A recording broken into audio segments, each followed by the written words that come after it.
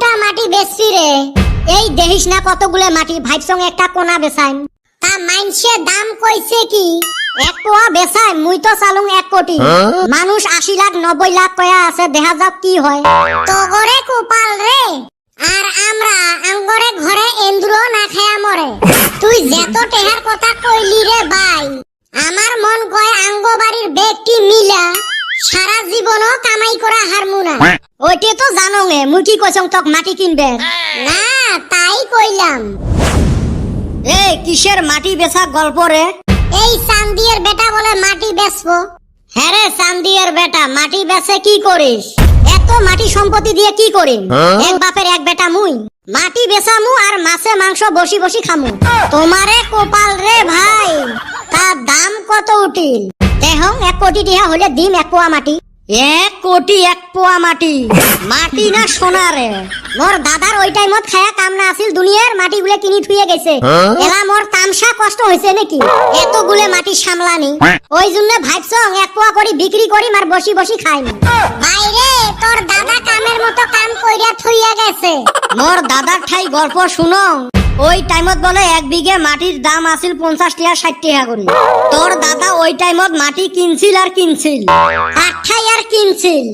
মরে দাদা শোক মাটি বেচাছিল, খালি মাটি বেচাছিল আর চার দোকানত গোজা আর চা খাইছে।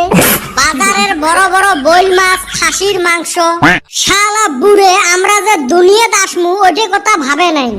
অন্য গল্প রে ভাই, আমিও মেলা শুনছি।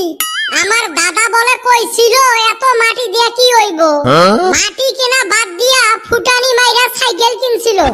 আর কইছিল এই সাইকেল আমার নাতি পুতি চালাইবো। কইছে ওই সাইকেল দিয়া এখন কি হইব?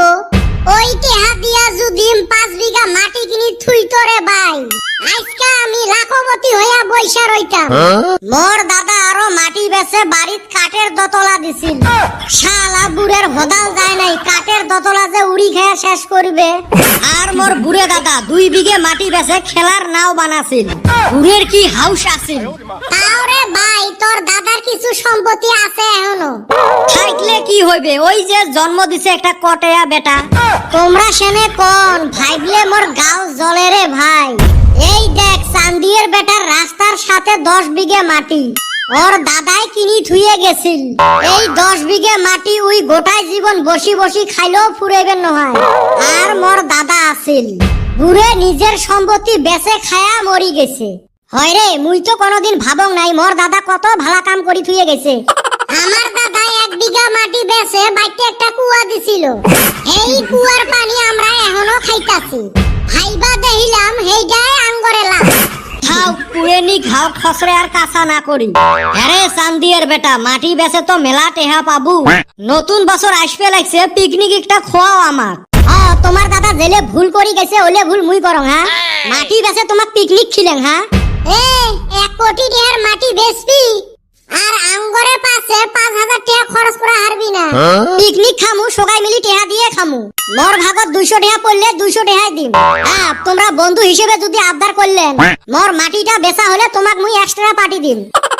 হবে যা, নতুন বছর আসিল, পিকনিকের ব্যবস্থাটা তাড়াতাড়ি করাই লাগে। দেও সবাই 500 টাকা করি দেও, মুই ব্যবস্থা করি আছো। দরকার পড়ে পিকনিকে খামু না, তা তোর হাতে পয়সা দিমু না। মুই শেষরা হবের পাং, কিন্তু মুই মানুষের পয়সা মারানি অভ্যাস নাই।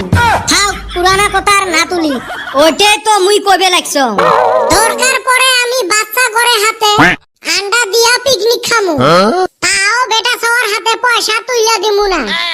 কাজে করা বাদ দেও তো, এইবার মুইয়ে ব্যবস্থা করিম। একটা কাম করি, পয়সা কম খরচ হবো।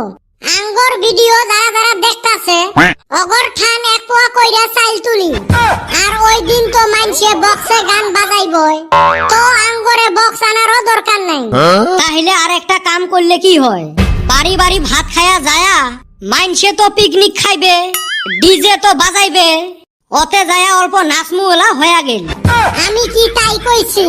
কইজেত গুড়ে মেহরে কইছং না পিকনিক খামুই এইবার।